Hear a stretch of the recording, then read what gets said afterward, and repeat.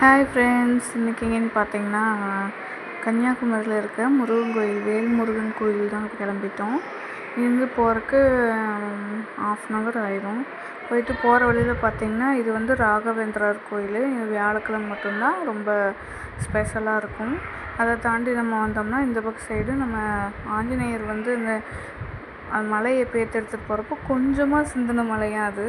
அங்கே பார்த்திங்களா எவ்வளோ பெருசாக இருக்குது. கொஞ்சமாக சிந்தினதே எவ்வளோ பெருசாக இருக்குது. இதோட பாதி மலை வந்து ஸ்ரீரங்கத்தில் இருக்குதுன்னு சொல்லியிருக்காங்க.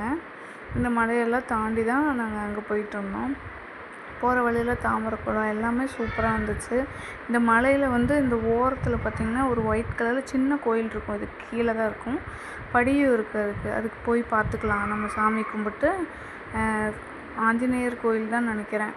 நான் ஒன்றும் போனதில்லை, நான் தூரத்துலேருந்து பார்த்தது தான். அங்கே சின்னதாக தெரியும், அந்த தென்னை மரத்துக்கு மேலே சின்னதாக தெரியும் அந்த ஒயிட் கலரில், அதுதான் அந்த கோயில். அங்கே போயிட்டு அதை தாண்டி வந்தோம்னா நம்மளுக்கு முருகன் கோயில் வந்துட்டோம். முருகன் கோயில் சூப்பராக இருந்துச்சு, அமைதியாக. இந்த முருகன் கோயில் என்ன ஸ்பெஷல்னால் மேலே நின்று பார்த்தோம்னா 3 கடல் பார்க்கலாமா. இந்த சைடு ரைட் சைடு ஒரு கடல், பின்னாடி பேக்கில் வந்து 2 கடல் தெரிகிற மாதிரி 3 பக்கம் கடல் இருக்கிற மாதிரி பார்க்கலான்னு சொல்லியிருந்தாங்க.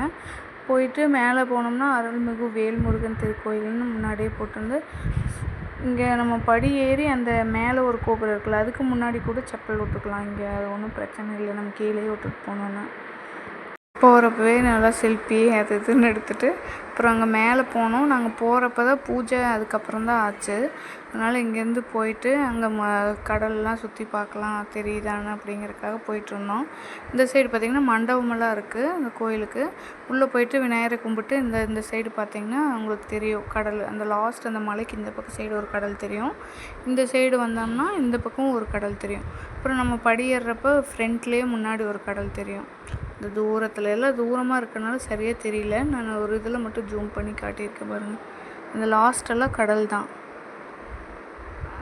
தெரியுதுங்களா.